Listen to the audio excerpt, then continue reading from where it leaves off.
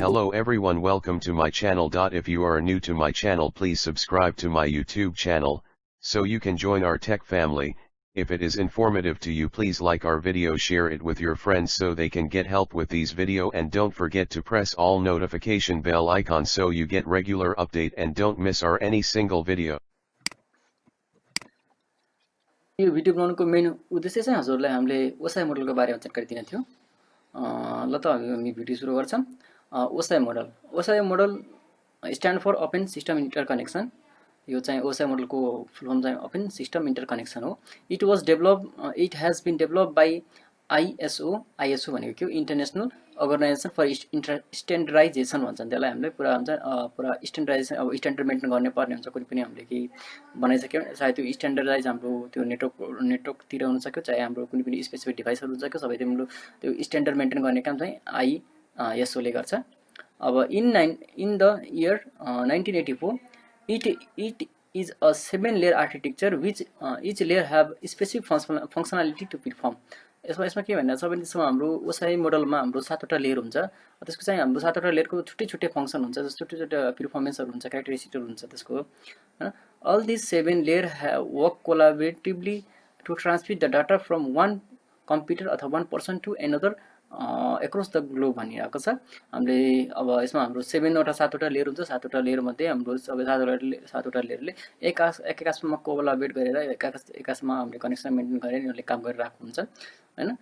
Data transfer गर्दै गइरहेको हुन्छ नि यिनीहरुले। अब one PC to अब अनदर PC अथवा one नेटवर्क टु नेटवर्क अथवा कुनै पनि एउटा कम्प्युटरदेखि ग्लोबलमा हाम्रो जहाँसुकै हाम्रो कम्प्युटरमा त्यसमा नेटवर्क छ भने त्यही कनेक्ट गर्नलाई अथवा कम्युनिकेसन गर्नलाई यिनीहरुले हेल्प गरिरहेको हुन्छ। यसमा हाम्रो 7वटा लेयर छ। 7वटा लेयर चाहिँ के हो भनेर त्यसको बारेमा जानकारी लिन जाऊँ। अब 7वटा लेयर के रहेछ भनेपछि लेयर 1 देखि सुरु गरौँ। लेयर 1 मा के आउँछ भनेपछि फिजिकल लेयर हुन्छ। फिजिकल लेयर भनेको 1 भनेको लेयर 1 भयो। Physical layer, data link layer त्यो भनेको लेयर 2 भन्छन् त्यसलाई। अब नेटवर्क लेयर त्यो भनेको लेयर 3, ट्रान्सपोर्ट लेयर त्यो भनेको हाम्रो के हो? लेयर 4, सेसन लेयर त्यो भनेको हाम्रो सेसन 5, लेयर 5 हो हाम्रो। प्रेजेन्टेसन लेयर हाम्रो लेयर 6 मा पर्छ।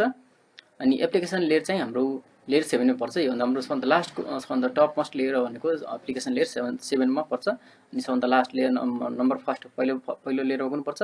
फिजिकल लेयर पर्छ। अनि 7 नम्बरमा कुन पर्छ? एप्लिकेसन लेयर पर्छ। यस्तै गर्दै आउँदै जान अब यसको हाम्रो हेर्न सक्नुहुन्छ। अब हाम्रो लेयरहरु छ यहाँ। सेन्ड गर्दादेखि के हुन्छ?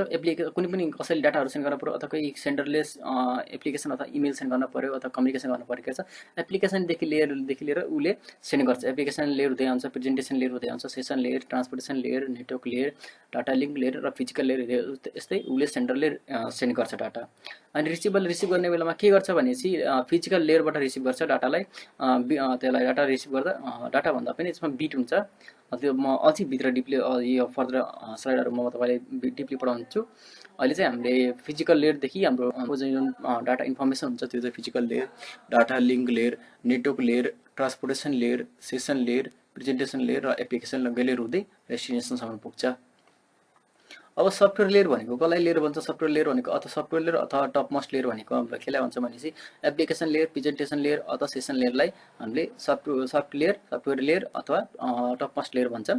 अनि यसलाई हाम्रो बिचको मिडल लेयर भन्छौं अथवा हार्ट अफ ओएसआई भन्छौं। हार्ट अफ ओएसआई किन भन्छ भनेपछि यसले ट्रान्सपोर्ट लेयर अब माथि अप्पर लेयरदेखि लेयर र लोवर लेयरको हामीले कम्युनिकेसन गर्नलाई यसले गर्छ। ट्रान्सपोर्ट लेयरले हामीले हेल्प गर्छ यसले। अब हाम्रो के छ? अब हार्डवेयर लेयरले अब के हुन्छ? लोवर लेयर भन्छौं यसलाई हार्डवेयर लेयर भनेको। यसमा हाम्रो हार्डवेयर लेयरमा के कुन लेयर पर्छ भनेपछि हाम्रो नेटवर्क लेयर हुन्छ, डाटा लिंक लेयर हुन्छ, फिजिकल लेयर हुन्छ, है। यसपछि हाम्रो के छ भनेपछि अब सबैभन्दा पहिला हामीले के को बारेमा पर्छ भनेपछि फिजिकल लेयरको बारेमा पर्छ, जुन कि हार्डवेयर लेयरको एउटा पार्ट हो। लेयर 1 पर्छ। हार्डवेयर लेयर, फिजिकल लेयर भनेको लेयर 1 पर्छ। The lowest layer of the OSI reference model is the physical layer. It is responsible for actual physical communication between the devices। अब यसले खास के भनेछ? अब ओएसआई लेयरको सबभन्दा तल्लो लेयर 1 को सबभन्दा सुरुमै हुन्छ लेयर 1 भनेको। अन्त टप लेयर 1 को सबभन्दा लोवर लेयर हुन्छ। यसमा हाम्रो रिस्पोन्सिबल के गर्छ? दुईटा पीसी होला कुनै दुईटा डिभाइसहरुले यसले कनेक्सन गर्नलाई हेल्प गर्छ फिजिकल लेयर।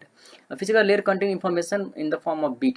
कुनै पनि इन्फर्मेसन हाम्रो फिजिकल लेयरमा आइसकेपछि हुन्छ बिटको फर्ममा हुन्छ। बिट भनेको 1 अथवा 0 अथवा 1 को फर्ममा हुन्छ, है। It is responsible for transmitting individual bit from one node to next भने चाहिँ अब हाम्रो एउटा नोडदेखि एउटा फिजिकल लेयर एउटा फिजिकल केबलदेखि अर्को फिजिकल लेयरमा ट्राभल गर्नलाई यसले के गर्छ? अब बिट युज गरेर हुन्छ होइन। यसले रेस्पोन्सिबल के गर्छ नि एउटा नोटदेखि अर्को नोटमा हाम्रो बिट ट्रान्सफर गर्नलाई यसले एउटा भूमिका मिडियमको रोल खेल्छ है।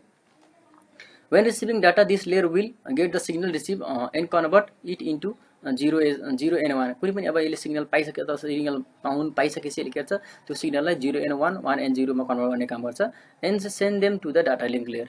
अब यसले के गर्छ अब कुनै पनि सिग्नल पाइसके रिसिभ गरिसकेपछि यसले के गर्छ फिजिकल लेयर अब डाटा लिङ्क त्योभन्दा टप मोस्ट लेयर 2 मा के गर्छ डाटा लिङ्क लेयर हो त्यसले गर्छ फिजिकल लेयरले डाटा लिङ्क लेयरलाई पठाउँछ त्यो सिग्नललाई which will output in the frame back together भनेपछि अब हाम्रो बिटमा आएको जुन छ 1001 फर्मको आएको बिट हुन्छ त्यो बिटलाई त्यसले गर्छ फ्रेममा कन्भर्ट गर्ने काम गर्छ डाटा लिङ्क लेयरमा के हुन्छ हाम्रो फ्रेममा कन्भर्ट गर्ने काम गर्छ है।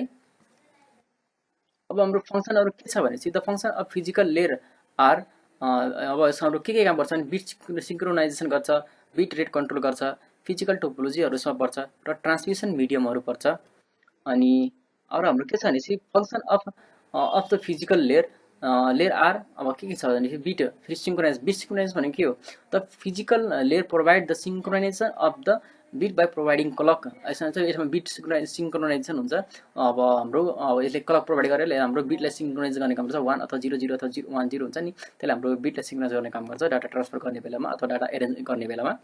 अब this clock control both sender and receiver those providing synchronization at the bit level भनेपछि यसले दुईटा सेन्डर अथवा रिसिभरले आको यसलाई जुन क्लकलाई यसले कन्ट्रोल गर्छ बिट सिंक्रोनाइजेसनले क्लकलाई कन्ट्रोल गर्छ यसले डाटा पठाउने र रिसिभ गर्ने हुन्छ बिट लेभलमा हाम्रो यसले सिंक्रोनाइजेसन हेल्प गर्छ यसले।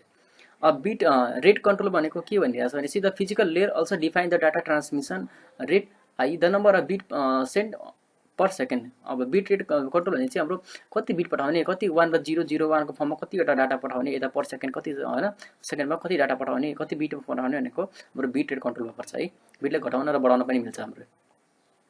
अनि हाम्रो फिजिकल टोपोलोजीमा के पर्छ भनेपछि physical topology specify the way in which the different devices node are arrange in the network. जस्तै हाम्रो कुनै पनि नेटवर्कमा छ हाम्रो जस्तै हाम्रो नेटवर्क टोपोलोजी के हुन सक्छ भने bus topology star topology ring topology mesh topology हुन सक्यो हाइब्रिड टोपोलोजी हुन सक्यो हैन यस्ता टोपोलोजीहरु मैले के स्पेसिफाई गर्छ कसरी नेटवर्कमा कनेक्ट भएको डिभाइसहरु कसरी कनेक्टेड छन् भनेर है। ट्रान्समिसन मोड भनेको के भनेपछि physical layer also define the way in which the data flow between the two connected devices। अब हाम्रो यसमा के रहेछ डाटा फ्लोहरु कनेक्सन यसले ट्रान्समिसन मोडले के गर्छ दुईटा कनेक्टेड डिभाइसको बीचमा हाम्रो फ्लो डाटा फ्लो कसरी गर्ने भनेर यसले हाम्रो डिसाइड गर्छ। त भेरियस ट्रान्समिसन मोड पोसिबल हाम्रो के छ भने यसको हाम्रो सिम्प्लेक्स हुन सक्यो हार्ड डुप्लेक्स फुल डुप्लेक्स हाम्रो यसको मोडहरु हो डाटा ट्रान्सफर गर्ने बेलामा कसरी ट्रान्सफर गर्ने भन्ने हुन्छ। यसको हाम्रो यो simplex hard duplex and full डुप्लेक्समा अझै अब फर्दर स्लाइडहरुमा अब हामीले अझै डिपली पढ्न गइरहेको छौं। सिम्प्लेक्स भनेको जब सम्मले सिम्पली डाटा सेन्ड गर्ने मात्र एट अ टाइम हैन। हाफ डुप्लेक्स भनेको के एकचोटीमा एक तारबाट हैन 1 एट अ टाइम कि त उले सेन्डरले सेन्ड गर्न सक्यो अथवा रिसिभरले रिसिभ गर्न सक्यो हाफ डुप्लेक्स भनेको। अब फुल डुप्लेक्स भनेको के हुन्छ भनेपछि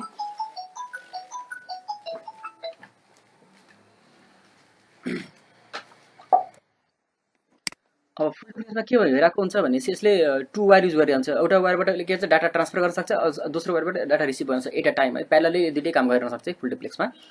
अब हाम्रो के छ हाम्रो लेयर 1 मा हाम्रो के पर्छ भनेपछि हाम्रो हबहरु पर्यो रिपिटरहरु पर्छ मोडेमहरु पर्छ हैन केबलहरु भयो अनि यसमा हाम्रो यो फिजिकल लेयरको डिभाइसेसहरु हो। फिजिकल लेयरमा हाम्रो के पर्छ नि हब रिपिटर मोडेम एन्ड केबलहरु पर्छ है। अब network layer data link layer and physical layer are also known as lower layer और हार्डवेयर लेयर। अब त मैले भनिसके यसमा हाम्रो network layer data link layer र फिजिकल लेयरलाई हामीले के भन्छौं लोअर लेयर अथवा हार्डवेयर लेयर पनि भन्छौं है। ल त साथीहरु आज यो भिडियोमा तपाईले मैले लेयर 1 को बारेमा अथवा फिजिकल लेयरको बारेमा भनिसकेको छु। म हजुरहरुलाई अब अर्को भिडियोमा भेट्छु अर्को भिडियोमा म हजुरलाई डाटा लिंक लेयरको बारेमा अथवा लेयर 2 को बारेमा जानकारी दिनेछु। हस्त नमस्ते। We hope you enjoyed the video and found value in the content. We value your feedback. If you have any questions or suggestions, feel free to post them in the comments section or contact us directly via our social platforms. Thanks for watching.